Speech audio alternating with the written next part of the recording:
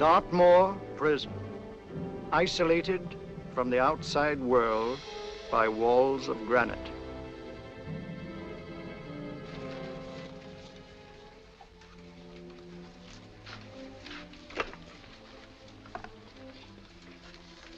They say you could get out of here by merely telling what you know. You may or may not be another Scotland Yard bloke, but I'll give you the same answer I gave the others. I still have 2 years, 8 months, and 6 days left in which to make musical boxes. That'll be sold at auction for the benefit of this delightful sanctuary.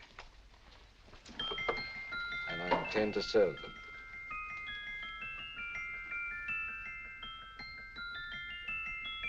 Move along.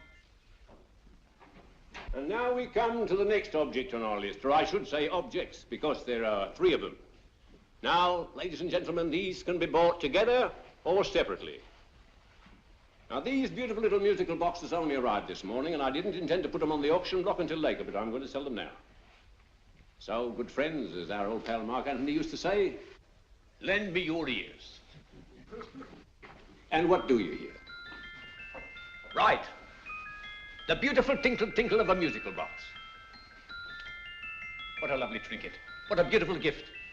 Created and made by loving hands. A thing of beauty and utility.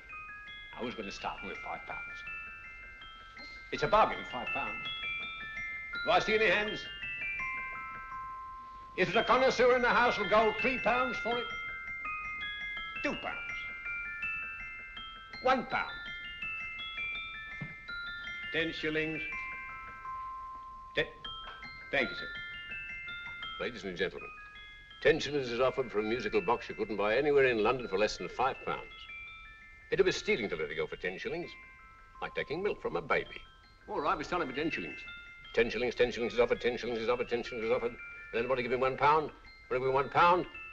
Oh, won't someone give me £1? £1, £1 is offered, £1 is offered, ladies and gentlemen, £1 is offered. It's against you, sir. Will you go to £2? We go to £2, sir. £2. £2 is offered. £2 is offered. Going once, twice, third and the last call. Sold to the gentleman for £2. Sorry, my dear. Now, ladies and gentlemen, comes the opportunity to purchase an exact duplicate of the beautiful little musical box just bought by this gentleman for the ridiculous low price of £2. Oh, it's exactly the same. Exactly the same. Made with the same hands. You hear that? Isn't that lovely? That tinkle, tinkle, tinkle, tinkle. Sounds like Bow Bells to me, you know, with little angels pulling on the ropes, eh? Who'll give me £2 for it? Who's starting with £2? Will anybody start with £2? Oh, come, ladies and gentlemen. You know, from your enthusiasm, we might all be in Scotland instead of London. Please buy it for me, Daddy. £2, certainly not. We all might be in Scotland. Besides, I don't like his manner. £1, 10 shillings. £1. £1 is ours. £1, £1 is offered. £1 is offered. Going £1. Any advance? Going once, going twice. The third and the last call. Sold to the lady for £1. Smart bidding, my dear. Thank you. We come to the third and last of these beautiful little musical boxes. Exactly the same. Tinkle, tinkle. Isn't that lovely? Ladies and gentlemen, I don't bring you here to gull you and swindle you. This is the exact replica of those 2 I just sold before.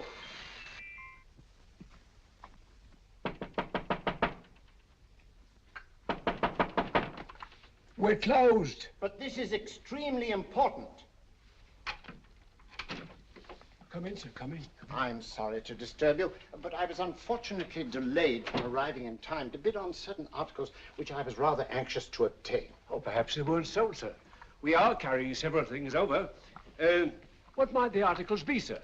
3 identical musical boxes, about so large. Oh, I'm sorry, sir, but they were sold. Pity you weren't here to bid on them. They didn't bring anything like the real value. I'm most anxious to obtain them. I wonder if your records would show who the purchasers were. Oh, we don't usually give out that information, sir. For certain, shall we say, sentimental reasons, I'm most anxious to get in touch with the purchasers. I'd be willing to pay, shall we say, £5. Well, for certain sentimental reasons, sir, we'd be very happy to oblige. Alfred, today's sales. The 3 musical boxes. Musical boxes, oh. Ah, here we are. The first purchase for £2 from Mr. Julian Emery, 52 Portman Square. Write these addresses down, Alfred. Yes, sir. Second didn't leave any name. Well, how unfortunate. I think she's a dealer. You see, they don't like us to know where the things are going. On account of the profits. You say the second purchaser was a woman. Can you give me a description of her? Oh, she was a young woman, fairly tall, slender. She had a light complexion and dark hair, and she was wearing A grey suit, don't you remember? That's right. She probably runs a gift shop. She paid £1. You say she comes here fairly frequently? No, I didn't say so. But she does, sir. Like as not, she'll come in on Thursday. We have sales on Mondays and Thursdays. Oh. And the third box? The third? Oh, Mr. William Kilgore, 143B Hampton Way. For 10 shillings. Quite a drop from £2. Mr. Kilgore was a Scotchman. Oh. Thank you. You've been most helpful. Oh, thank you, sir. And any time you're passing, drop in. We always have lovely things for sale. Our card, sir? Thank you. I'll be back Thursday.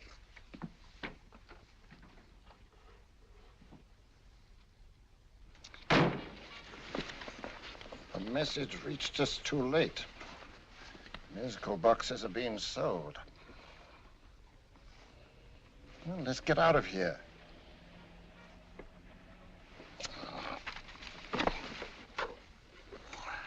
Someday you'll go too far. Reaching for a star, you fool. Yet a fool may touch a star, Colonel Cavanaugh, if he but reach high enough. But not possess it as you would. The musical boxes, they've been sold. What a pity for you, my dear Colonel. Is it my fault that the message reached us only an hour ago? Is it my fault that they were sold? You can't hold me responsible for that. Hope for your sake you're right.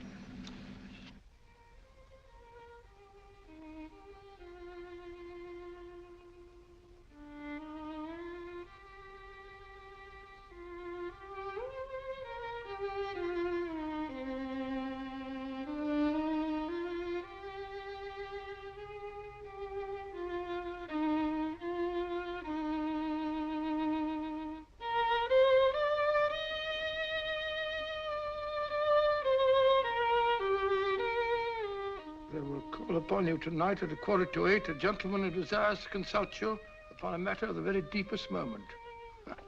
Remember that letter, Holmes? It was written over 2 years ago. An interesting case, devilishly interesting. Irene Adler. What a striking-looking woman from the brief glance I had of her. Seems only yesterday. What charm. What poise, and what a mind. Sharp enough and brilliant enough to outwit the great Sherlock Holmes himself. I take it the new issue of the Strand magazine is out, containing another of your slightly lurid tales. It is indeed. And what do you call this one? I call it A Scandal in Bohemia. Not a bad title, eh? If you must record my exploits, I do wish you'd put less emphasis on the melodramatic and more on the intellectual issues involved. More on the what do you mean by that? Well, I do hope you've given the woman a soul. She had one, you know. By the woman, I suppose you mean Irene Adler. Yes. I shall always remember her as the woman.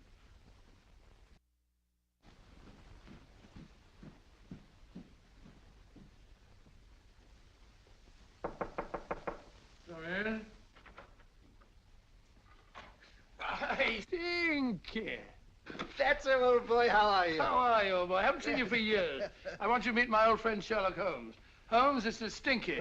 In other words, Julian Emery. How do you do, Mr. Emery? Watson has often spoken of you. Oh, has he?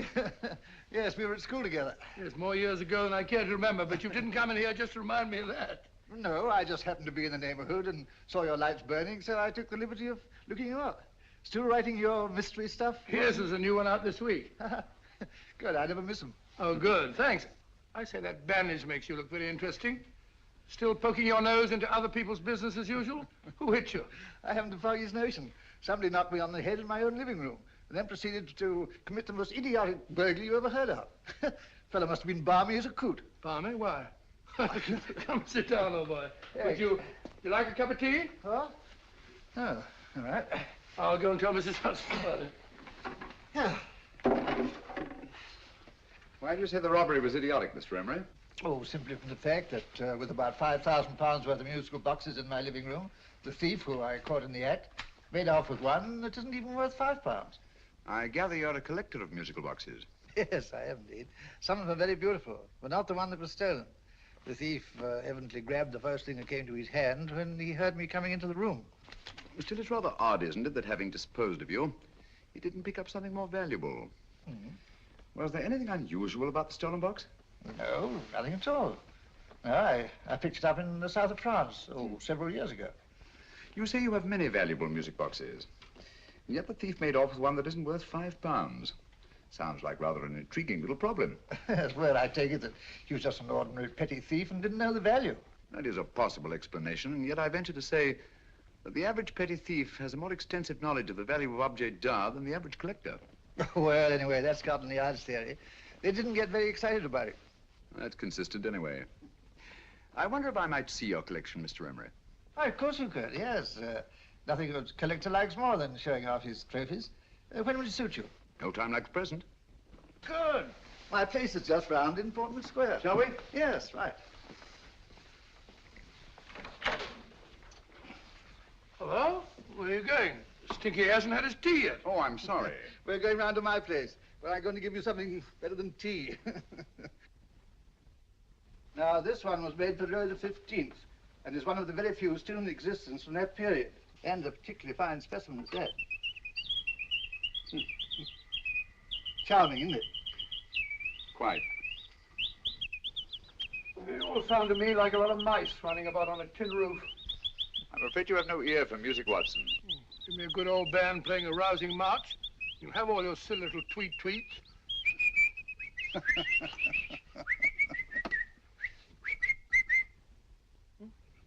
Another one. Excuse me.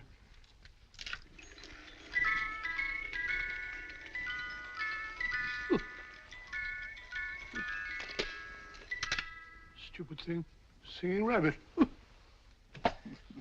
What would you say offhand is the value of a box like that, Mr. Emery? Well, it's hard to say offhand, but I think we'll bring about £500 or £600 today. It's the gem of my collection. Yet a thief who steals an oddity like a musical box passes up one worth £500 for one of almost no value at all. Odd. Very odd. What was the stolen box like, Mr. Emery? Oh, just a plain wooden box about so big. Mm-hmm. As a matter of fact, I have one over here almost exactly like it.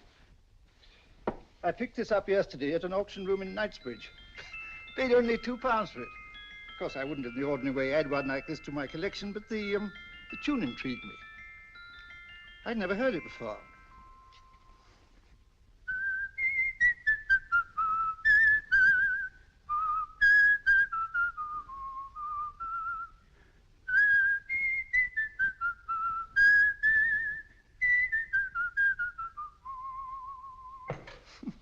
You have a remarkable ear for music, Holmes. Rather an unusual melody. Sit down, will you? Thanks. You say you bought that box at an auction sale yesterday? Yes, the Gaylord auction rooms in Knightsbridge. Mm-hmm. Run by old, what's his name? Crabtree. That's the man. At what time was the robbery committed? Oh, about 3 o'clock this morning. You know, Mr. Emery, that box and the robbery might well be cause and effect, especially since you say that the stolen box outwardly resembles this one a great deal. And Scotland Yard were not particularly interested, eh? Oh, yes, but I wouldn't blame him for that, especially as I told him I was quite unable to describe the thief, except, of course, for the fact that it was definitely a man. All you remember is that you came in here and someone struck you on the head. Yes, and the next thing I knew, my man was trying to revive me. It might be wise for you to put that box away somewhere and lock it up. Oh, I don't think that's necessary. Besides, everything's insured. Well, at least if any further attempts at robbery are made, I'd suggest that you call the police, rather than running into any personal danger. Oh, come, Holmes, aren't you being a bit of an alarmist? Possibly. Well, Mr. Gray with old Stinky. Seems to me you are making rather a mountain out of a moleskin. Molehill is the word, old boy, and it's time you were in bed. Thanks so much for letting us see your place. Now, it's been glad meeting you. Holmes, I can't understand why you were so mysterious. Seems to me the petty thief explanation was the only sensible one. Really? Yes, I can't see how you can believe it was anything else. I didn't say I believed it to be anything else. The petty thief theory is the obvious one, I grant you. However, it's often a mistake to accept something as true merely because it's obvious. The truth is only arrived at by the painstaking process of eliminating the untrue. We are not able to do that in this case without further data. Rubbish, you're pulling my leg. You're trying to turn a tuppenny halfpenny robbery into an international plot. No, I'm not. I just hope that your friend Stinky is a little more cautious in the future, just in case.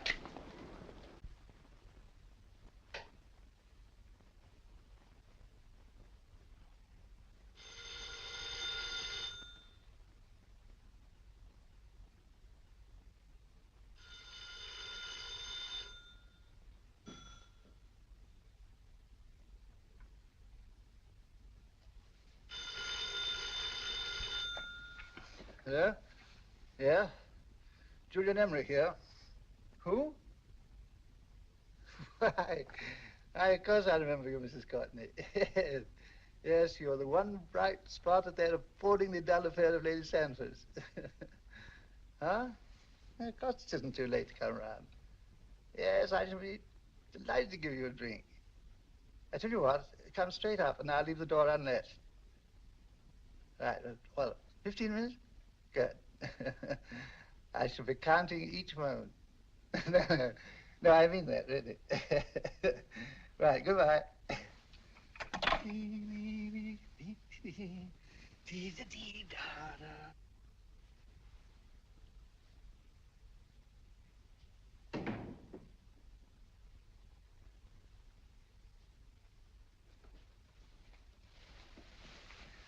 Boo!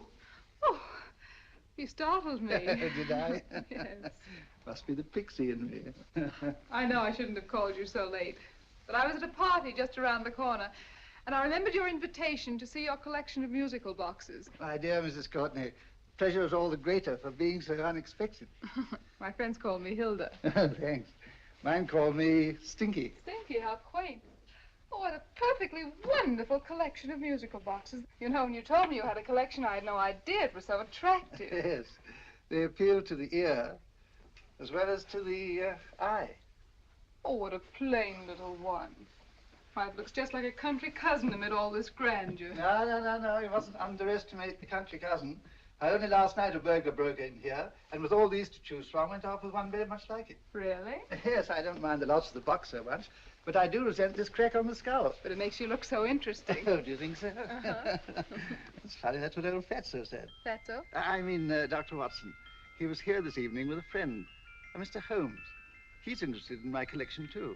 Sherlock Holmes? Yes. Do you know him? I've heard of him. Yes, he seems to think I'm in some sort of danger. What a haunting tune. It takes me right back to my childhood. Really? Do you know, it's odd that you should be interested in that particular musical box. Odd? Why? Because Mr. Holmes is also interested in it. He may have been more interested in the tune than in the box. My dear, yes, that's right. I remember now. He whistled it note for note, having heard it only once. Really? He must be a remarkable man. Bit of an alarmist, if you ask me. Don't you believe in warnings? Of course not. Who'd want a box like that? I would. You're not serious. Oh, but I am. Well, you put me in a very awkward position. I'm a collector, you know. And the collector buys but never sells. But if the price were high enough... The price has nothing to do with it. It's the principle of the thing. Yes, well, we haven't had our drink. No, thanks. I must be getting along. Must you really? I'm afraid so. You're not walking out on me, are you? My reputation. Stinky. I say, you know, you are an attractive woman. Thanks.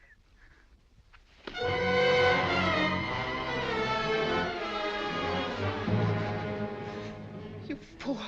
I told you to wait outside. What did you have to kill him for? All I had to do was walk out with this. He held you in his arms. Don't touch him. Don't touch anything. Now get out. I'm sorry. You're sorry. What about me? This is murder.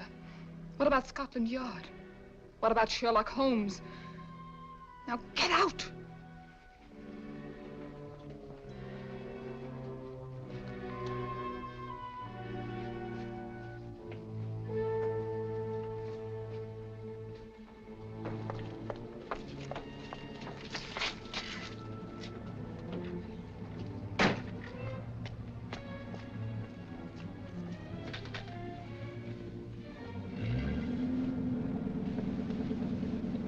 Did you get it? Good. Did you have any trouble with him? Just a matter of murder. Ah, Mr. Holmes. Hopkins. Thanks for coming so promptly. Inspector Lestrade suggested that I call through to you. Mr. Emery was the client of Mr. Holmes, Inspector. Indeed. You didn't mention that when I telephoned you, Mr. Holmes. Well, not exactly a client, Inspector. Sergeant Thompson? He was killed between the hours of 11 and 2 o'clock this morning, Mr. Holmes. Must have been someone he knew, someone of whom he had no suspicion. Poor old Stinky. It's all my fault. I should have prevented this. Well, it's no time to start talking about that now, Doctor. Apparently it's gone. That's the second attempt on the musical box that Emery bought at the auction sale. And this time it was successful. But that box was only worth £2. It was worth a man's life, Watson. I think we'd better pay a visit to Gaylord's auction room and that fellow Crabtree. Inspector, may I suggest that you make a complete search of this flat for a small, plain, musical box about that size. Thank you. Come on, Watson. You say the first box went to Mr. Julian Emery. The second to Mr. Kilgore, 143B Hampton Way. And the third to the unidentified young lady who presumably has a shop and lives near Golders Green. That's right, Mr. Holmes. Isn't it rather strange, Mr. Crabtree, that you should have had 3 identical musical boxes all playing the same tune? Where'd they come from? Dartmoor Prison. Dartmoor? Yeah, we get a regular shipment from there every month. The inmates manufacture them. Well, they make all kinds of things, you know, pipe racks, waste paper baskets, musical boxes. Did you happen to notice if anyone showed any particular interest during the auction in the purchasers of these 3 boxes? Oh, come now, Mr. Crabtree. This is very literally a matter of life and death. Well, since you put it that way, Mr. Holmes, there was a gentleman came in here about an hour after closing time, and he was in an awful state, he was. He gave me £5 to tell him where the boxes had gone to. He said they had a sentimental value for him, sir. Expensive sentiment. Can you describe him? He was tall, distinguished looking, and he had grey hair and a moustache. He was quite a gentleman, sir. What was his reaction when you were unable to supply him with the address of the young lady who owned the shop?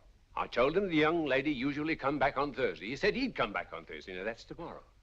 Thank you, Mr. Crabtree. You've been very helpful. Thank you. Come along, Watson. Where are we going now, Holmes? To the home of Mr. Kilgore, the man who bought the 3rd box.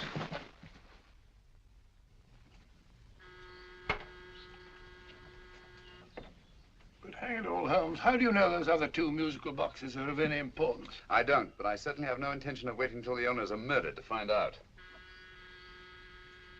No one at home. I hope that's the explanation. I'll have a look through this window.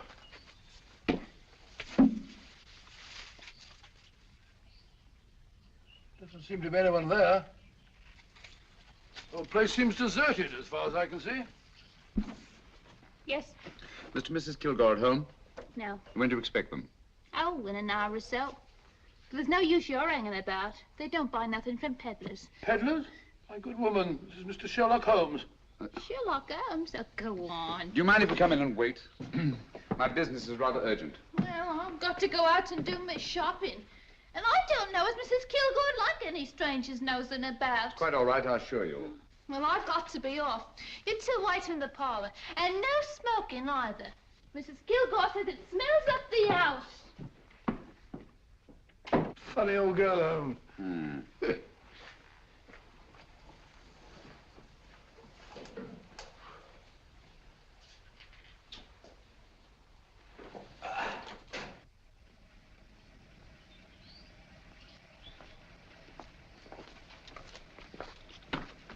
Park Lane.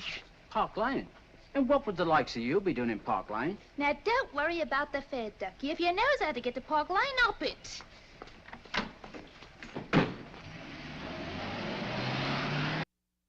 You know, Holmes, I've been thinking. There must have been something hidden in that box of old Stinky's. Stolen jewelry, possibly.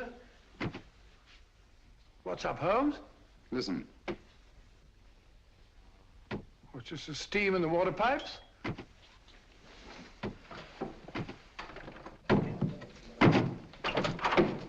Watson! Great Scott!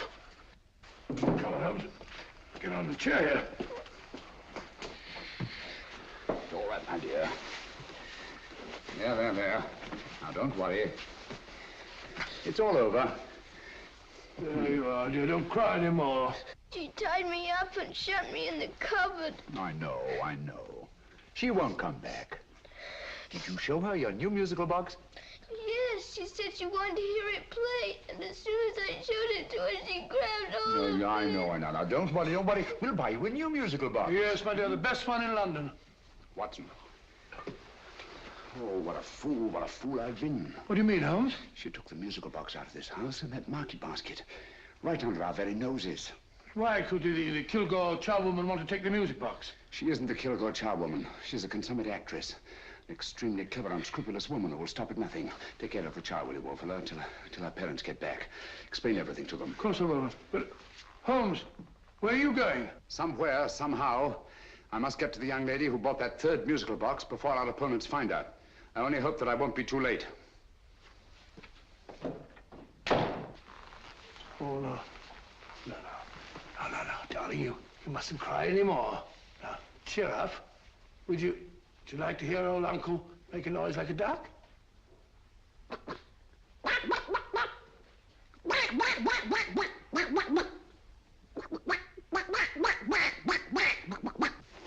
Oh, sorry.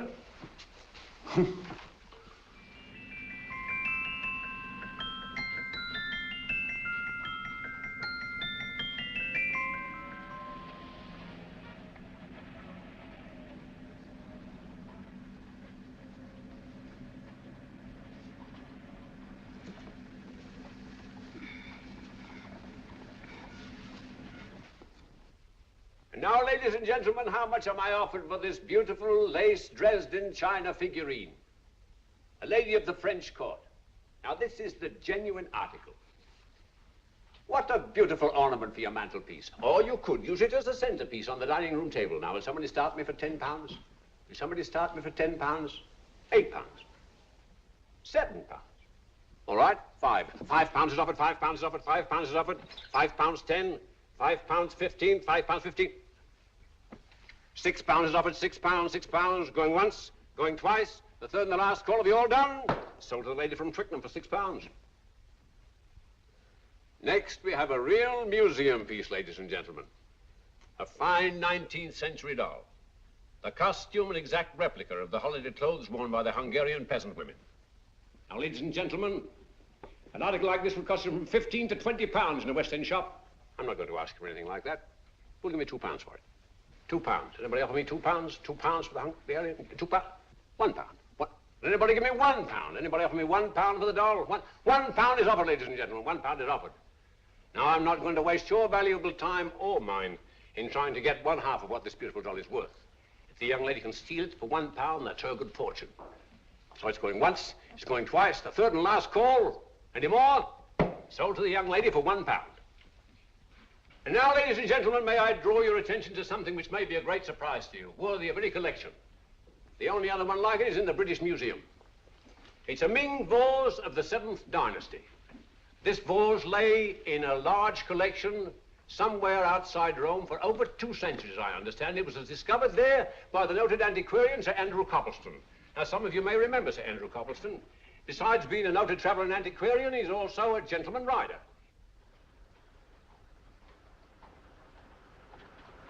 The girl with the parcel in her hands, that's her. Are you sure that's the girl? Well, she fits perfectly the auctioneer's description. Follow her, Hamid.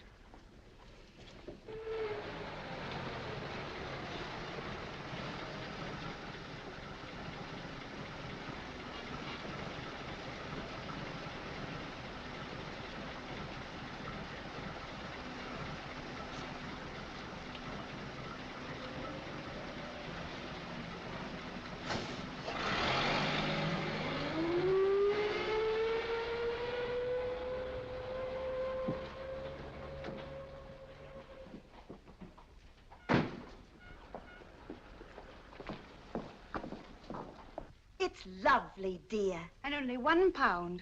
We can get at least 3 for it. Easily. I'll go make some tea. I could do with a cup. Right.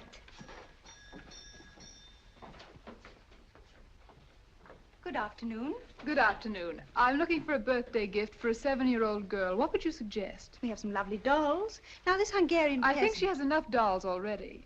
Books are always welcome. Well, I'm looking for something a little different. Well, that's rather cute. What is it? Oh, that's a musical box. Children always love them. And this is an exceptionally nice one. It plays many tunes.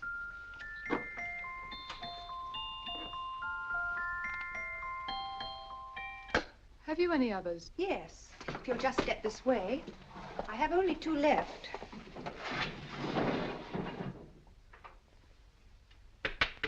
How nice.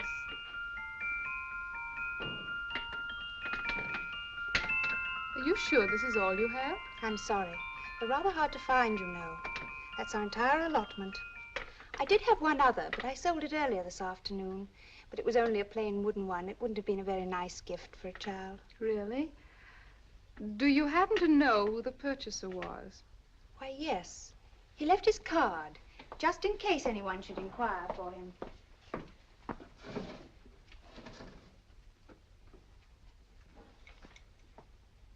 How interesting. I'm sorry, but I'm afraid I'll have to look a bit further. Thank you anyway. Good afternoon. Thank you.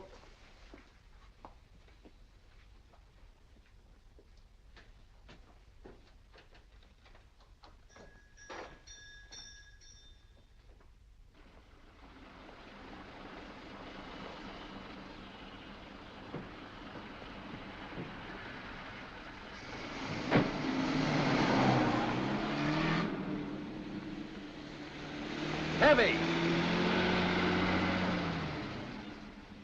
Follow that cab. Here now, what? Scotland Yard. Hop in.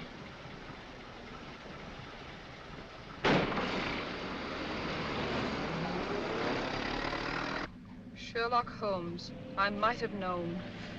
We thought we were the hunters, instead of which we're the hunted. We've been fools. We played right into his hands. Of course. He's had us followed. Don't look. The man in front of the toy shop. Hamid, turn sharp right at the next corner and again at the next.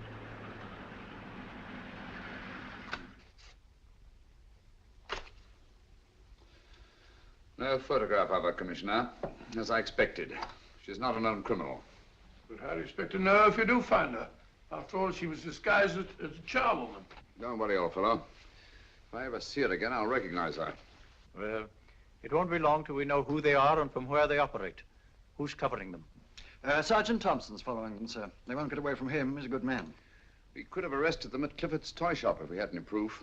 But we know that they killed Emery. Proof, my dear fellow. We must have proof. We have x-rayed it, sir. There's nothing whatever concealed in the box. We'll have a look at the plates.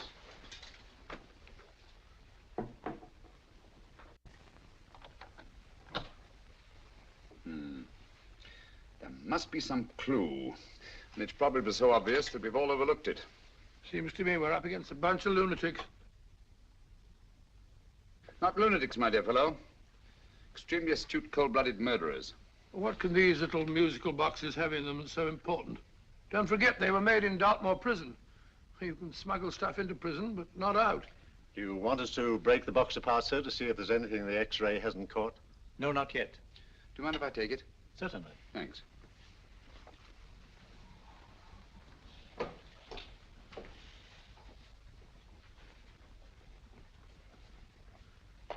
The governor of Dartmoor Prison informed us, sir, in answer to Mr. Holmes' question, that all 3 musical boxes were made by the same convict, John Davidson, serving a 7-year term, sir. Davidson? The Bank of England plates. That'll be all. Yes, sir. Now we're getting somewhere. Wait a minute. How did you know about the plates, Mr. Holmes? I'm a student of crime, Inspector. I make it my business to know about such things. And when the name of Davidson was mentioned... Well, who is this fellow Davidson? As long as Mr. Holmes seems to know all about it already, I suppose there's no harm in telling you. 2 years ago in London, there occurred a robbery of such tremendous importance, although the stolen articles themselves have no intrinsic value whatsoever, that the Home Secretary was instrumental in seeing that not a word of it appeared in any newspaper. But you never told me anything about this, Holmes. You were away at the time. Articles of no intrinsic value and yet of such importance? I don't understand. Davidson was apprehended within 15 minutes of committing the theft. But by that time, he'd hidden the articles in question and they've yet to be found. Before going further, Dr. Watson, I must inform you that this matter's not to be mentioned outside of this room. Of course not. Do I look like a man who'd gossip? Let's not go into that now, old fellow, shall we? Davidson had been employed for years in a position of extreme trust by the engravings department of the Bank of England. The articles he stole were nothing less than a complete duplicate set of plates for printing £5 notes. What? The Bank of England's own plates? Precisely. And with those plates, a gang of crooks could flood England with £5 notes, not forged in the usual sense of the word, but notes undetectable from genuine Bank of England notes in any way whatsoever. Good heavens. Any whisper at all might have resulted in enormous damage in shaking public confidence in the Treasury. We tried everything after we arrested Davidson. Offered him a shorter sentence if he'd tell us where he'd hidden the plates. Why, we even put in Scotland Yard men with him as cellmates, but no results. Obviously, Davidson is a man of strong character and infinite patience. Yet suddenly he feels impelled to smuggle out the secret of the hiding place of the plates to his confederates. Why? I don't understand, Mr. Holmes. Well, for example, has the Bank of England made any plans to radically change the design of the £5 note so that in, say, 7 years from now, notes made from the stolen plates would be worthless? Confidentially, Mr. Holmes, such a move was discussed. But replacing all the £5 notes in circulation would be such a Herculean task that nothing's been done about it as yet. I see. Of course, there is another possible explanation. Davidson didn't have much time to find a hiding place before he was captured. He may be afraid that the plates will be accidentally discovered before he's released. Hence his anxiety to communicate their whereabouts to his confederates as soon as possible. I believe you've hit it, Mr. Holmes. I'm sure that the message is contained in this musical box. Or rather, in all 3 musical boxes, since possession of all 3 seems to be essential. Our opponents have 2/3 of the puzzle, we have 1/3. Well, what are you going to do, Holmes? Try to deduce the message from the 1/3 that we have.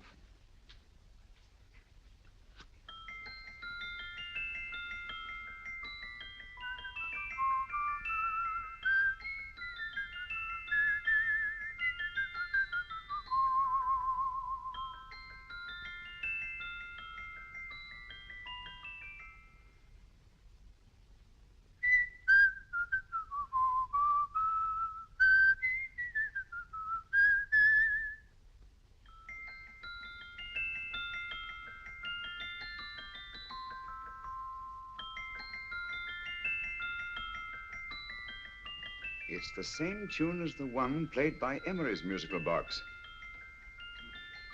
And yet it's different. Sounds the same to me. The tune. Somehow the tune is the key to the mystery. It must be the tune. Otherwise, why use 3 musical boxes to convey the message? Why not collar boxes or shoe boxes? Yes? It's for you, Inspector. Oh, thank you, sir. Inspector Hopkins speaking. What? Where? Golders Green Station reports they've just found Sergeant Thompson's body. From the tire marks on his clothes, he was apparently run over by a taxi. What an unfortunate accident. Not an accident, my dear fellow. I'm afraid it's murder. Never know just who you're going to meet when you're walking down a busy London street. Mrs. Hawkins, Mrs. Brown, any subject of the crowd. Oh, you never know just who you're going to meet. So you better hold your topper in your hand, just in case you meet a lady on the Strand. Girls will think you're kind of sweet, and your day will be complete. Oh, you never know just who you're going to meet. Now, a gentleman is judged by his appearance. Yes, a gentleman is judged by how he talks. Now, he's much better off when he's acting like a toff, especially if he's taking him a walk. What on earth is this outlandish place? A rendezvous for actors. Actors? Buskers, old boy. You've seen them 1,000 times. Actors who entertain the queues, waiting outside theaters. Who you're going to meet when you're walking down a busy London street. So you better wear your best velvet ties to look your best, 'cause you never know just who you're going to meet. So you better keep your manners right in view, just in case a lady gives a how'd you do. Keep your trousers in a pleat, shine your shoes and keep them neat, 'cause you never know just who you're going to meet. Blimey. Mr. Holmes. How are you, Joe? Never met him. And yourself? Fine, thank you. I want you to meet a friend of mine, Dr. Watson, Joe Sisto. Oh, well, any friend of Mr. Holmes is a friend of mine. Hi, Joe. He did me a good turn once that I'll never forget. Yes, I cleared Joe of a most unpleasant charge. Murder, no less. Oh, really? By proving to the satisfaction of the police that he was busy at the time blowing open someone's safe. That's right, Governor. Good gracious me. Joe, now you can help me. Come on, buzz off, buzz off. Come on, up it, up it. Can't a gentleman have some peace and quiet around here? And you too. There you are, Mr. Holmes. Now we can have some peace and quiet around here. Thank you, Joe. There's £5 in this for you. Well, I wouldn't want to take it on myself, sir, but I can get somebody to do it for you for half of that. You don't know what the job is yet. For £5? Murder, ain't it? What? No, Joe, not murder, just music. I want you to identify a song for me. Oh, there ain't a song that's been written that I don't know. That's why I came to you.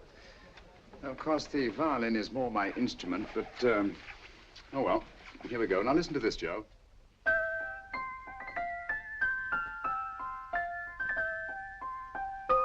Wait a minute. You're playing that wrong. That should be E natural, not E flat. You know the song? Oh, yes. It's an old Australian song called, The Swag Man. But you're playing it all wrong. That's what I hoped you'd say. Now, listen again, Joe.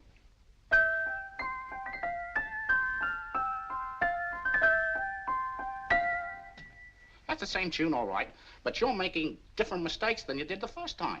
No, not mistakes, Joe. Call them variations. Here, play the song for me, will you, the way it's written.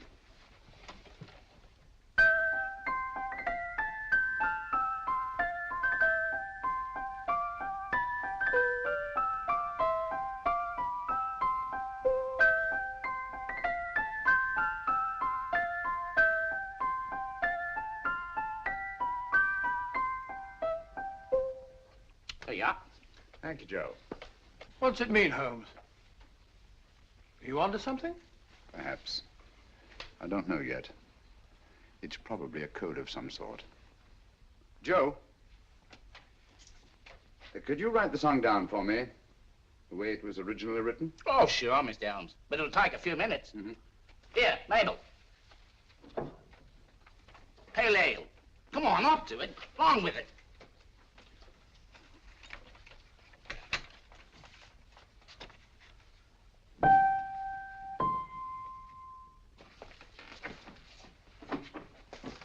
Well, obviously it isn't the lyrics. No combination of those words made any sense at all. The variations in the way Emery's musical box played the tune are different from the variations in the one we have. You sure? Quite. You see, I took the trouble to memorize the tune as played by Emery's box that night we were with him in his flat. Holmes, you amaze me. Elementary, my dear fellow. One of the first principles in solving crime is never to disregard anything, no matter how trivial. But why were 3 boxes? Why not 1? Because the message was obviously too long to be conveyed by any one variation. Then there's the 3rd box, the one that woman took from the Kilgores. That contains yet another set of variations. Yes, well, it's all beyond me. Well, all we have to do now is to find the secret of the variations. Not a very easy problem to solve, my dear fellow.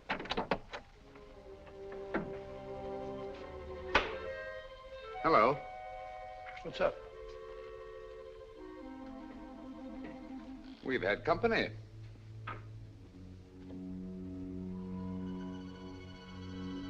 I say, this is outrageous. Ask Mrs. Hudson to come in here, will you? Right.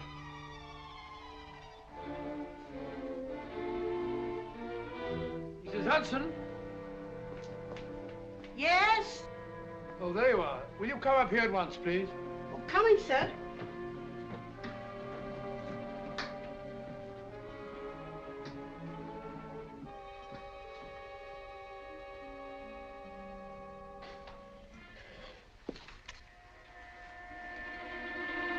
Mercy me, Mr. Holmes. What has happened? Who called while we were out, Mrs. Hudson? Just a young lady. The one who said you wanted her to wait for you.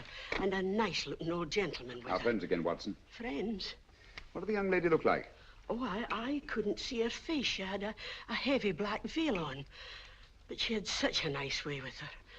Oh, I'm sorry, Mr. Holmes, if I've done anything wrong. But you did say I should always let clients come in and wait for you. Don't worry, Mrs. Hudson, don't worry. You had no way of knowing. It's quite all right, quite all right. Now, don't worry, Mrs. Hudson. Don't worry. Well, where on earth's the musical box? They didn't get it. Didn't get it? Where is it? It's in your hand. Huh? In that biscuit jar. Take the biscuits off the top. Now put your hand inside, and you'll find the music box. Well done, Holmes. Well done. Amazing.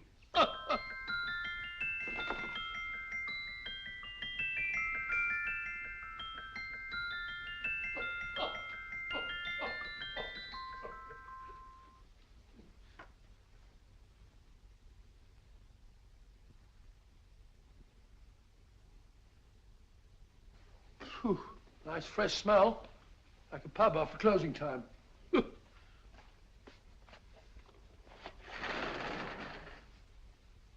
I say, Holmes, What? it's morning. Allow me to congratulate you on a brilliant bit of deduction.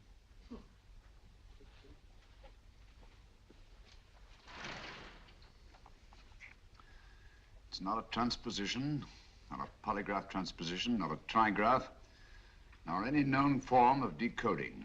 How about the Morse code? Have you tried that? Yes, at about 3 o'clock this morning. I'm sorry, old man. I was only trying to help.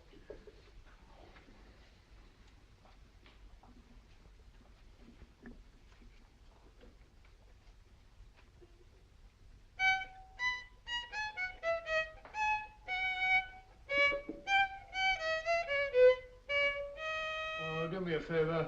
Not again. Must have heard that thing 1,000 times. Kept me awake all night.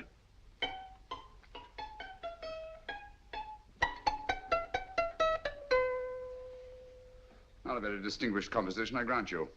You know perfectly well I don't know one tune from the other. When I was a kid, my people tried to have me taught the piano. I've always felt sorry for that old teacher of mine. The poor old girl finally reached the point of numbering the keys for me. 1, 2, 3, 4. Even then, I never progressed beyond it. Numbering the keys, Watson. The 19th key of the keyboard is the 19th letter of the alphabet. S. Here. Write it down when I give it to you, old fellow, will you?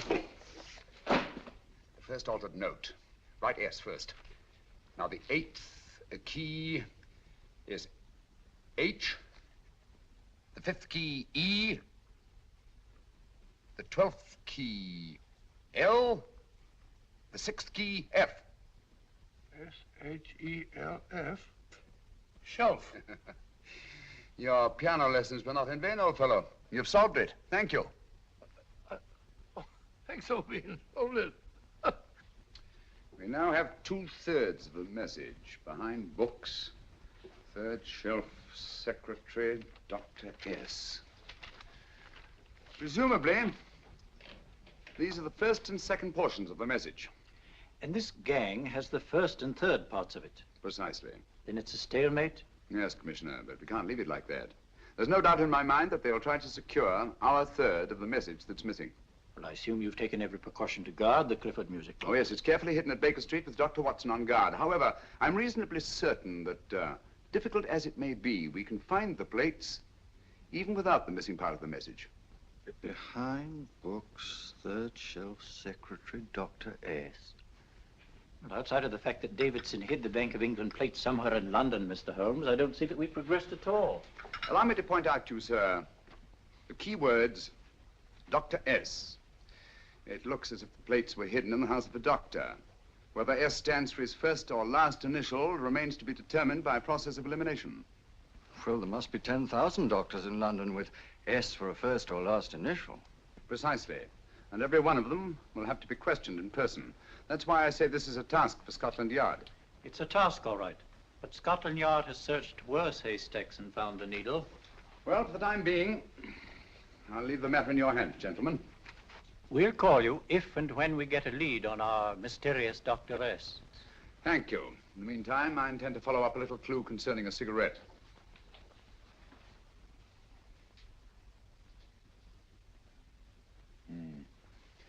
You're certain of the identification of the tobacco? Absolutely. I have made up this special blend for only 3 customers. It is almost pure Egyptian, with admixture of latakia for added body, and a pinch of perique. Merely a whisper, as one might say, for elusive fragrance. Yes. And the 3 customers? Major Wilson in Bombay, India. Mrs. Catherine Leamington Smith in Ireland. Yes, and the 3rd? Mrs. Hilda Courtney of Park Mansions, Bryanston Square. Thank you. Thank you very much. You've been most helpful. It is a pleasure to have been of service, Mr. Holmes.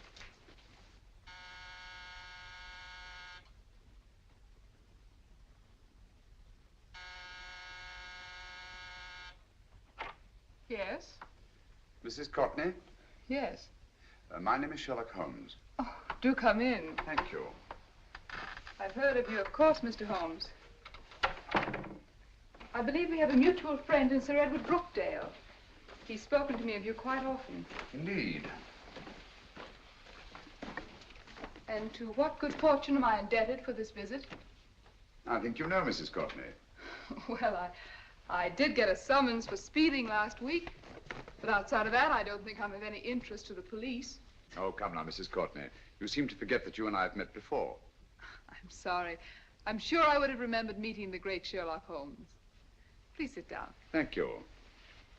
You say we met before. Yes. At the home of Mr. and Mrs. Kilgore, 143B Hampton Road. Kilgore? I don't think I know anyone of that name. Well, I didn't say you knew them. As a matter of fact, you called on them when they were out. I don't understand, Mr. Holmes. Really? And you were dressed rather differently. Indeed. Cigarette? Thank you.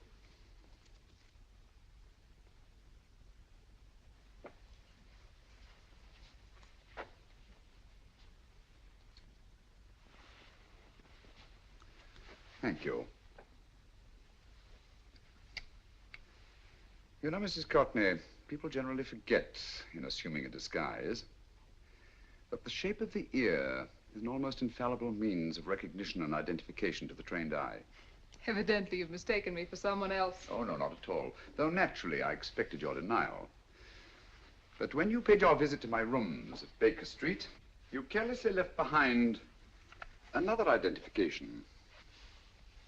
They're, identical, aren't they? Yes, I must admit they are. You see, Mr. Holmes, to catch one as clever as you, I had to use a very special lure. I knew you'd be unable to resist the bait of my cigarette, having read with great interest your monograph on the ashes of 140 different varieties of tobacco. I should advise you not to move, Mr. Holmes. I must congratulate you on your ingenuity, Mrs. Courtney. It was indeed a brilliantly designed trap. Thank you, Mr. Holmes. Praise from a master is indeed gratifying. I shall always cherish the memory of your flattering words. Memory? Precisely. I'm afraid these gentlemen have a most regrettable task to perform.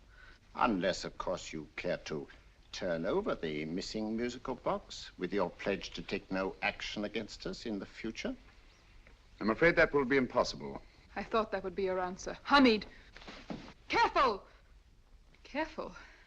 There's no need to be unnecessarily rough with our distinguished guest. You realize, Mr. Holmes, that your demise will not take place here. The corpus delicti, you know. Well, naturally. Shall we go? It's so fearfully awkward having a dead body lying about. Don't you agree, Mr. Holmes? Another dead body shouldn't weigh too heavily on your conscience, Mrs. Courtney.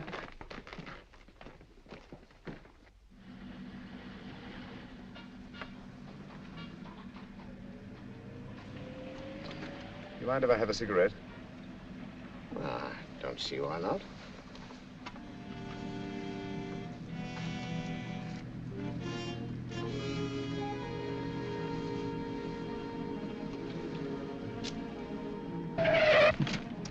Be careful, Hamid. It's the brakes, they bind. Thank you, Colonel Cavanaugh. It's very considerate of you.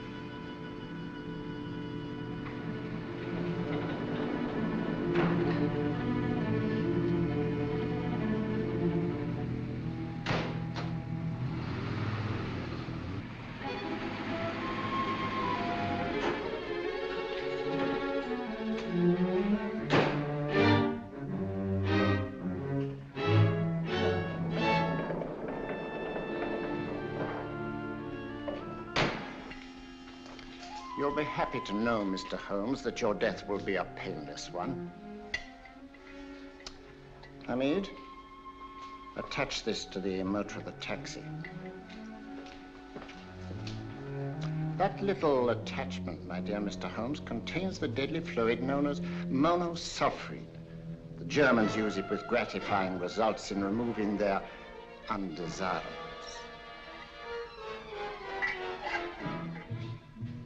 Start the motor.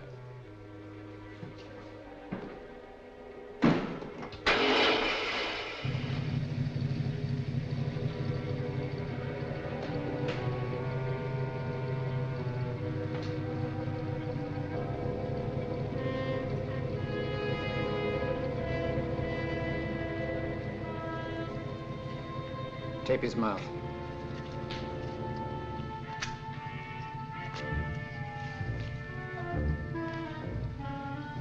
Now, up with him, Hamid.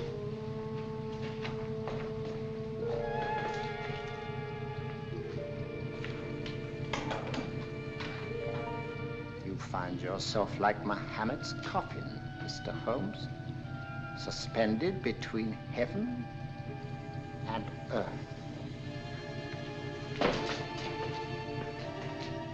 Plenty of fuel in the tank? Good. It would be too bad to have anything go wrong through so simple an oversight.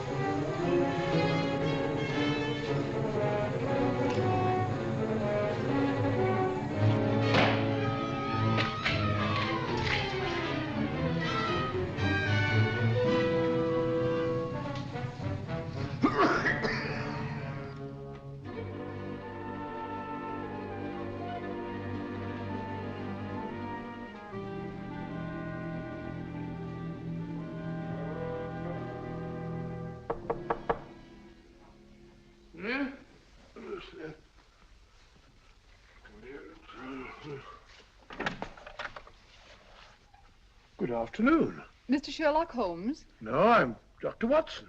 Oh, of course, Dr. Watson. How stupid of me. Oh, so this is stupid of me.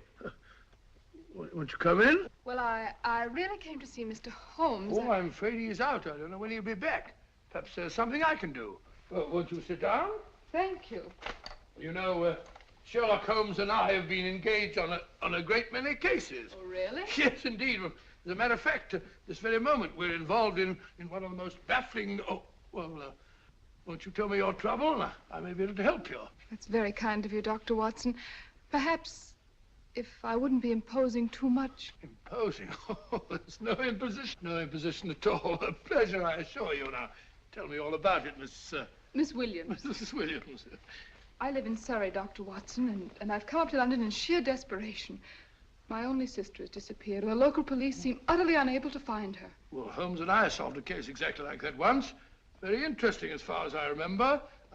I call it the adventure of the solitary cyclist. Oh, sorry. Now I come to think of it, it wasn't so very similar. Entirely different. I don't think what I was saying. Where were we? She's only 17, Dr. Watson, and until she disappeared last Thursday, she seemed to be in the best of spirits. Possibly a romantic entanglement? Oh, no, nothing of the sort. She left no note, didn't even pack a bag, no explanation. She just started to walk to the village from our house in broad daylight and simply vanished from the face of the earth. Oh, there. Might I have a glass of water? Please, glass of water. Have one in 1 minute.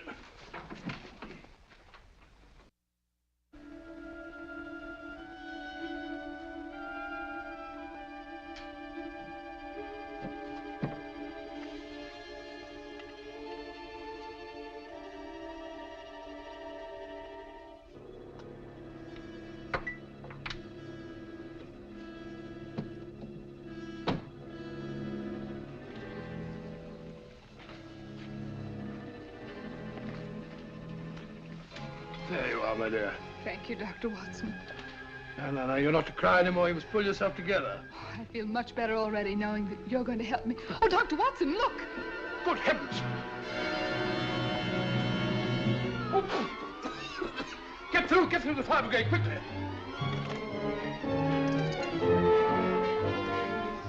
Haven't you a fire extinguisher? By Jove, we have in the kitchen here.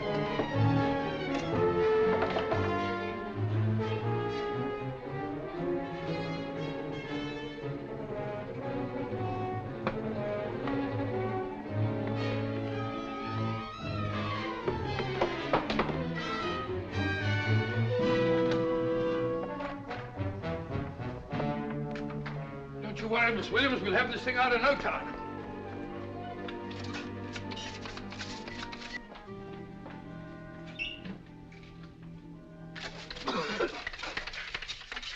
That's got it.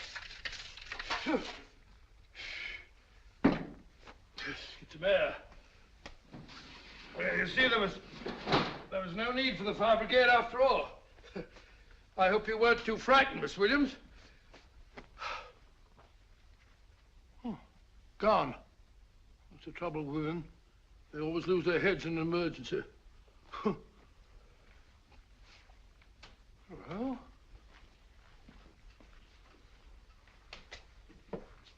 a musical box. Great Scott!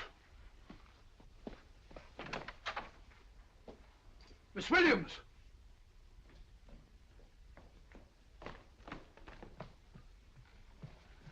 Well? Good. And Holmes? By now, Mr. Holmes has no doubt exchanged his violin for a harp. Always assuming that heaven is his destination. Yeah. And now that we have the missing musical box.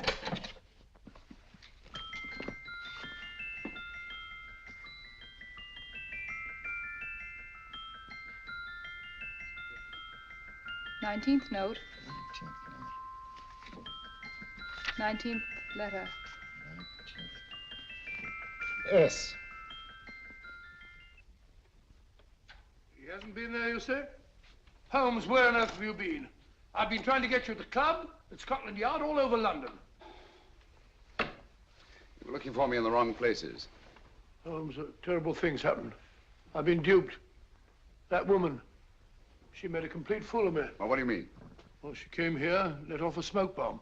I thought the whole place was on fire, and my first thought was to save the musical box. No need to say any more. She has the box. Yes. Don't blame yourself too much, old fellow. She's an extremely clever antagonist. Smoke bomb, you said?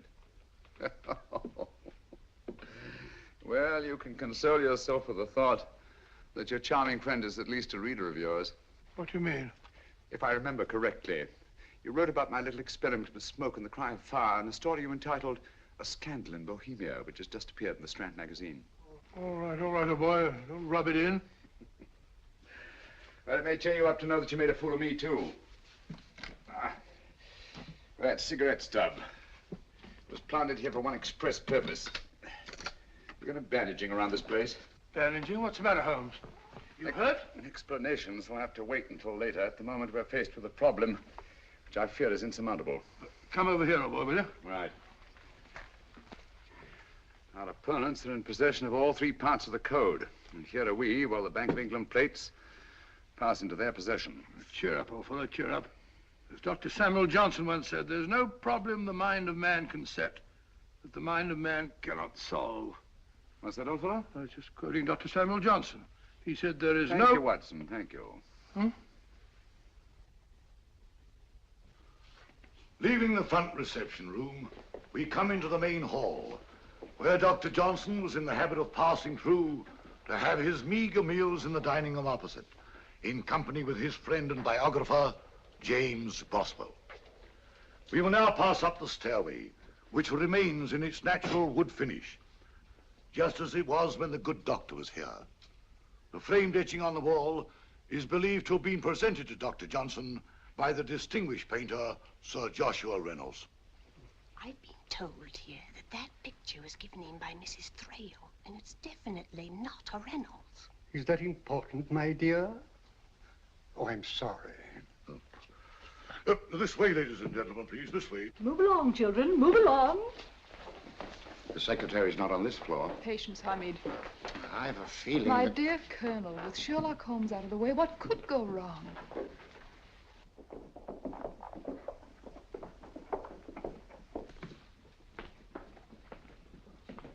And here we have the Garrett Library, in which Dr. Johnson wrote his famous dictionary, and in which you will see also many of the great man's books and other items of interest. Step forward, ladies and gentlemen, please, step forward. Standing in the corner is the secretary, which contains many of the original works by the literary genius. On this table, Dr. Johnson's cat, Hodge, used to sleep while his master worked. A strange thing about this cat, ladies and gentlemen, was its love of oysters. They do say that the dear doctor often went hungry to find the cat that delicacy. What a pity. Now we will visit the grey room, which is immediately below us, in which you will see the very bed in which Dr. Johnson died. What did he die of? Gout. Just gout.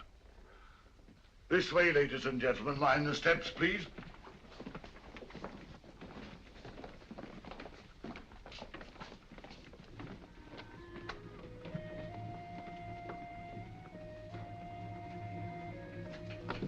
Your keys.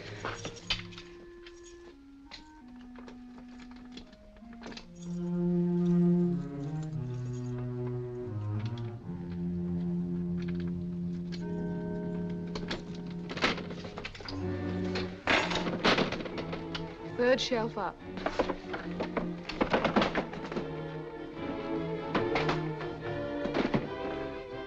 The knife.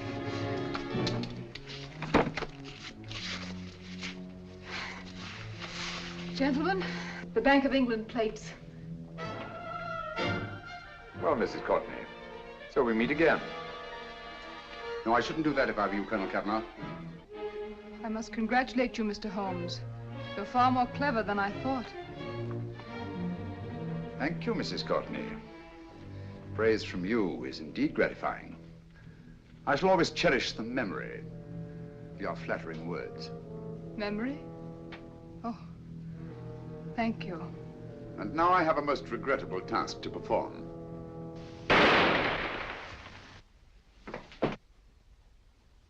Holmes! Coming, Holmes! Holmes, you all right? Perfectly, thank you, old fellow, but I think this gentleman on the floor requires some medical attention. We must see that he looks his best, you know, when he's hanged. Take them in charge.